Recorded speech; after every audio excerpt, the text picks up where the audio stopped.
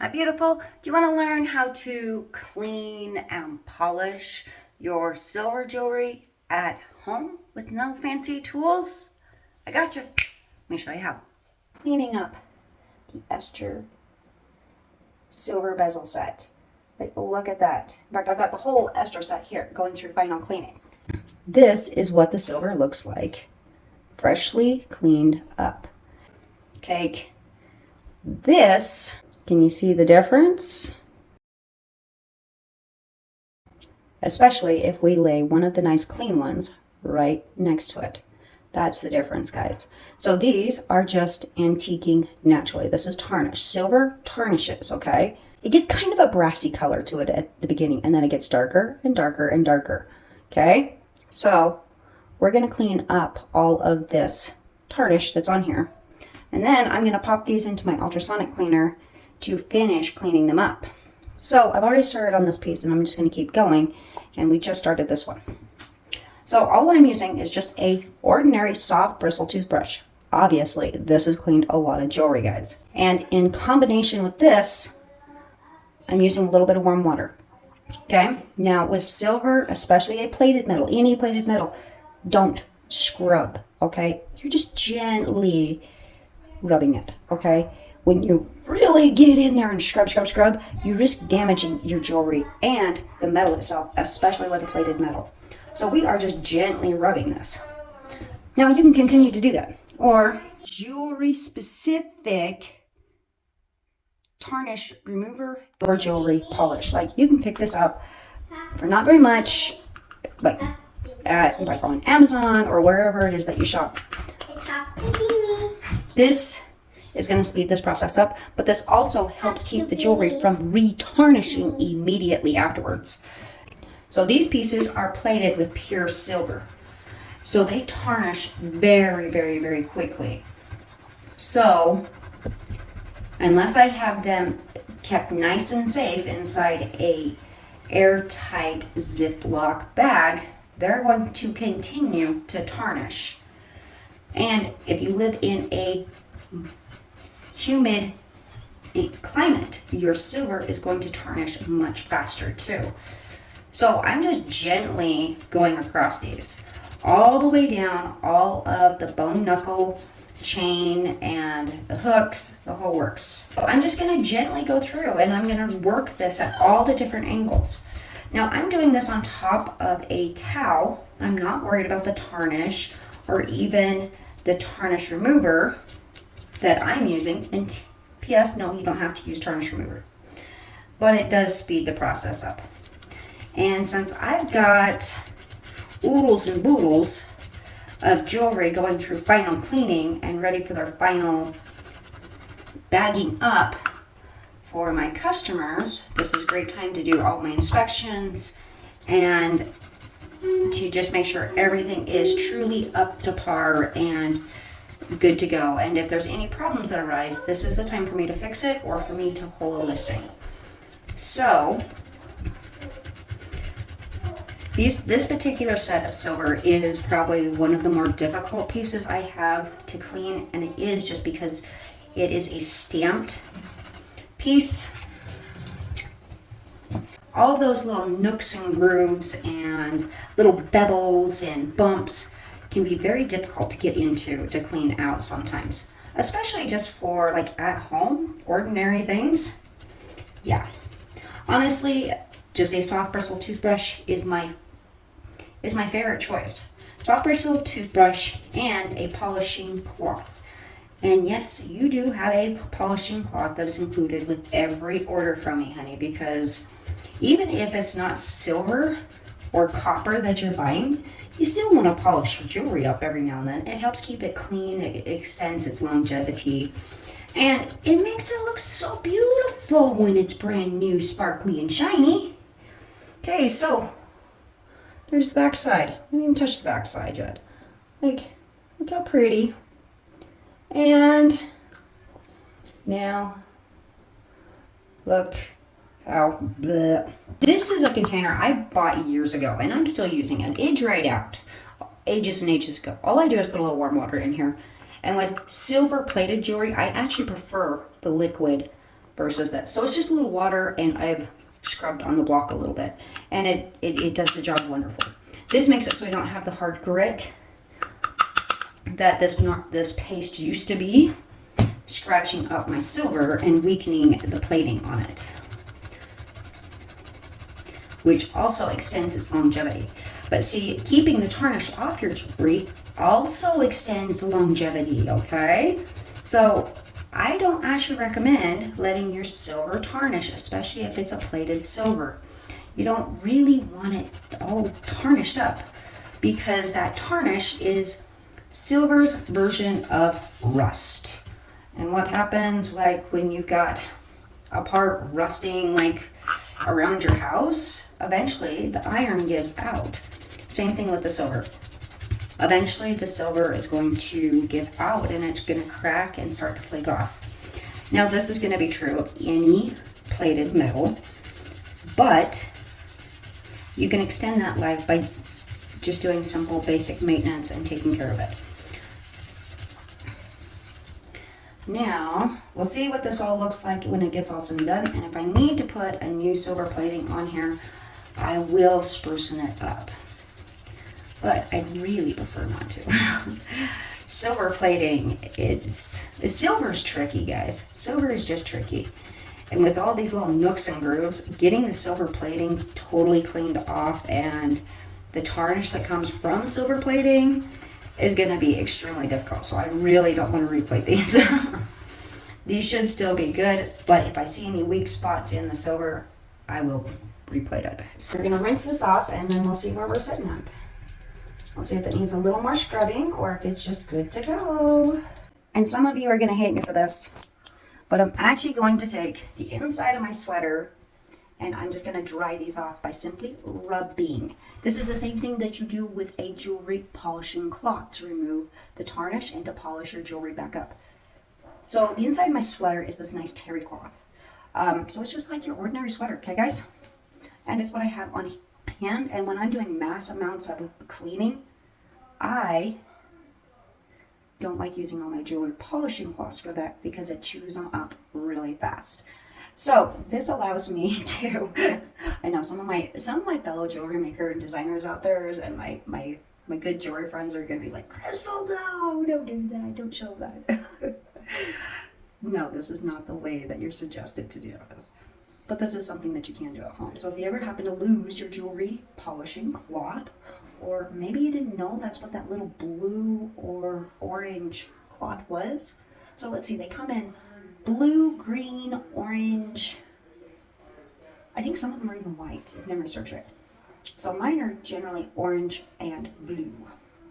But most jewelry makers actually include that in your order because your jewelry needs to be cleaned, okay? Yeah, it needs that, okay? It needs that. So, now that we've got this dried up, and all I did was basically give it a little buff, and you can see how much more tarnish still came off, okay? That's tarnish, okay? And I'm not worried about this. This is my sweater that I use for anything and everything, and the tarnish is going to wash right out of it. Okay, it's not going to damage. It's not going to damage your clothes to do this. All right. But this allows me to really examine it. So, what do you think? Look how beautiful that is.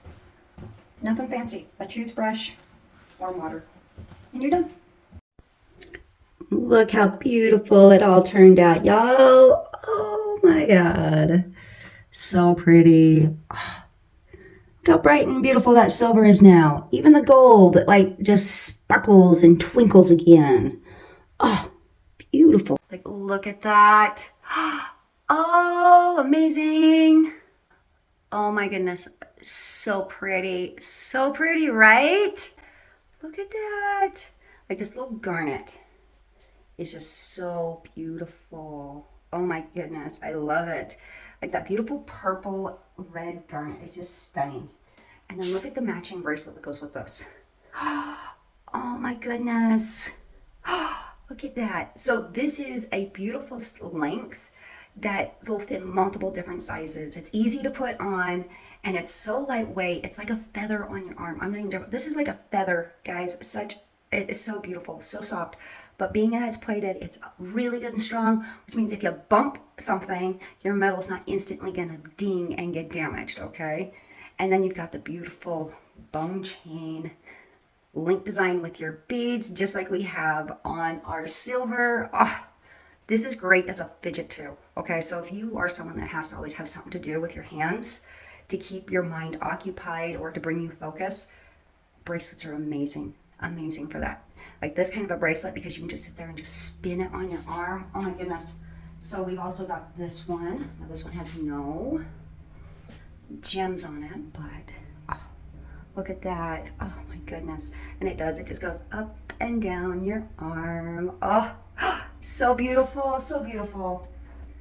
And then look at the earrings that go with that one. They just move so gently, and I love when earrings actually brush against the side of my neck and my face. It's like a feather. It feels like silk almost. It just gently brushes. It's like that gentle, loving touch, but it's coming from your jewelry. And you've got all those beautiful energies packed into there. So gold is empowered by the sun. It's so protected and absolutely cleansing. Like blessed golden light. Honey, it's blessed golden light in the metal itself, right there on your arm and on your ears, allowing you to hear a little bit more, allowing you to focus a little more. And that doesn't even go in to the beautiful energies of the gardens. Tune in next week for all of the energies of our stones in our blog. And if you want to learn more about the metals, check out this week's blog, metaphysical blog on the energies of the metal in your jewelry and how it can help and aid you. Like, look at the silver, guys. Look how beautiful.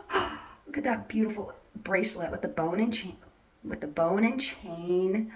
Oh my goodness, I love this design. I need to like sit down to my bench and make some more bone chain bracelets and necklaces because I'm almost out of bone and chain already, guys. It's nuts. And you got to check out the hook. Like, look at that beautiful little hook. It's so easy to do up your jewelry. It's just boop and boop. And you can do this bracelet up easily one-handed. One-handed, honey. On and off. Just good. You're good to go. Done. You can even do this in the dark. I love the hook. I love these hooks that I make here in the shop. They are just so they work so amazing for bracelets, okay? They're great for bracelets. Not so great on necklaces, but it's great for a bracelet. You've got all that royalty from the lapis here, and you've got that just like amazing calmness that comes from the moonstone itself. Oh, guys, it's amazing. And silver is a very feminine, empowering, nurturing, and loving, cleansing, protecting energy. Silver is just, it's so bright, so beautiful, and it transfers over into the energy, okay? So embrace your feminine side, male or female, I don't care which one you are. Embrace that feminine side because we all have a masculine and we all have a feminine side. And in today's society, it's really easy to forget that we have to accept our feminine side equally along with our masculine side, okay? So this is going to supercharge and empower you. Oh, I'll show you the earrings, of course. Like, look at those. Oh my goodness, like, look at that. Oh, so pretty. So pretty. Oh my goodness. Oh, absolutely beautiful, guys. Oh, so beautiful. I wish I could hold this and have the light still hit it. Oh, because it's just bright and shiny and sparkly and it's amazing. It's amazing. Okay. And honestly, my grandma would be very proud of me. And that means a lot to me because this whole collection here. So I do have one more piece that's not sitting here with this that I can't quite show you yet. But the Esther set is actually inspired and designed after my own grandmother, my grandma, Esther. And I'll tell you what, she was the fanciest, most elegant, stunning, amazing woman I've ever known. And the heart to boot to go with it. Oh my goodness. You want to talk about natural beauty? My grandma was that person. And she loved the spiritual realms and all of that. And it was just, as a country kid that grew up in a very religious town, where, it didn't matter what you looked like. The only time, you just made sure you put clean clothes on before you went out. That was it. And grandma, I mean, she was always just so damn elegant. She could be wearing her version of casual everyday clothes and she looked like a freaking movie star, honey. And when she dressed up, honey, she was ready to hit that runway. She was. So my grandma was actually a model way back in the heyday in her days. And that's amazing. So she would have been a model during probably the 40s. Don't quote me. So 40s or the 30s is when my grandma was a model, and she never lost that fancier, more elegant side. And she was so stunning, and like she would always just stop and take time out of her day. If you were talking to her, like say you're an adult and you're talking to her and a child walked into the room, she would stop the conversation immediately and turn her full focus to that child. Because in her mind, that child came first. That child needed more love, more support in order to encourage them to embrace themselves and to just be recognized. And I'll tell you what, as a little kid, that was always extremely awkward, and I never quite fit in. I never felt like I fit in, I should say. And I was so goofy and just, I wasn't like anybody else. I was always a little bit different. I always felt like an outcast, like I was a third wheel no matter what was going on. I always felt like that as a kid. And to have just someone that was very close to my heart that would always just instantly give me attention and didn't ignore me. And a person that just would, she just loved and doted and she just loved on us. And for me, that was something that was extremely important to my little girl, to the little girl inside of me, the little child inside of me. And I will forever be grateful and admiring to her. She was a true inspiration. So my dear grandmother, I hope that you absolutely love these. And I know she does. And I know she is just like, oh, those are stunning, Crystal. I know. Like, I can feel her. Oh, like, look at that. Look how beautiful that is. Like, this is so high class, elegant, but yet simple. It's so simple, elegant, sleek. If this video was helpful to you guys and all the beautiful things, please make sure you hit that like button and drop me a comment down below on what your favorite part was.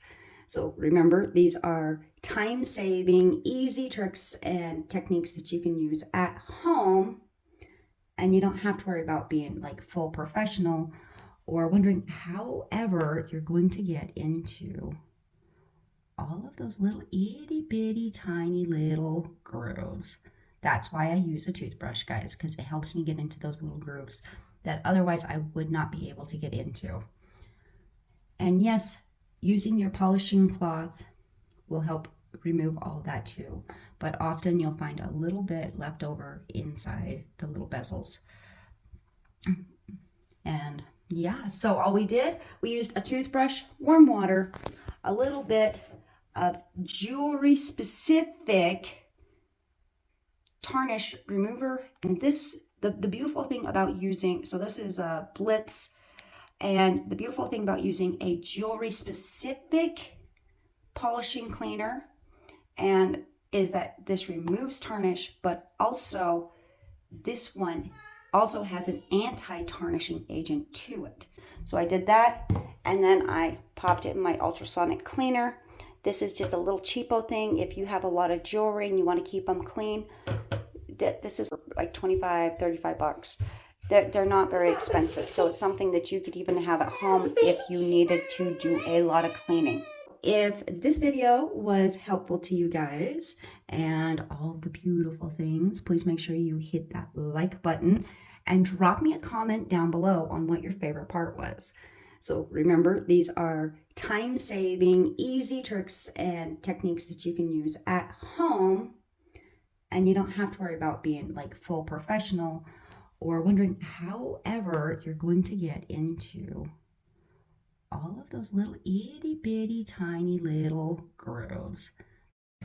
All right, my loves, until next time I say adieu. Make sure you check out our latest metaphysical energy blog all about metals, the metals in your jewelry and how they can pump you up, protect you, help cleanse you, all the amazing things. I have to go back to being a mom again. And make sure you drop a comment down below on what your most helpful point of this video was. And if you want to shop the look, swing over to Milled Artistry right there where the blog is. And you can grab these right now because they just hit the shop. These ones are for you, Grandma. I love you and I miss you. And you will forever be the biggest inspiration in my life and encouraging me to be a better mom, a better person, and to never lose sight of the beautiful things, no matter what comes in life. Bye.